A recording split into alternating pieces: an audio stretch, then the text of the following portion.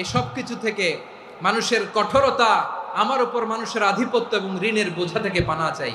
এই দোয়াটা যখন বিশ্বনবী শিখাই দিলেন, আবু মামা বারবার এই দোয়া পড়ে, আল্লাহুম্মা ইন্নী আউযু বিকা মিনাল হাম্মি ওয়াল হাযান ওয়া আউযু বিকা মিনাল আজজি ওয়াল কাসাল ওয়া আউযু বিকা মিনাল জুবনি ওয়াল বুখল ওয়া আউযু বিকা মিন গালাবাতিদ দাইনি ওয়া কাহরির রিজাল।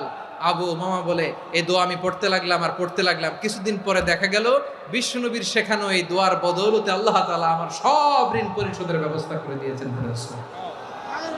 পড়বেন আমার প্রিয় পটুয়াখালীর ভাইয়েরা।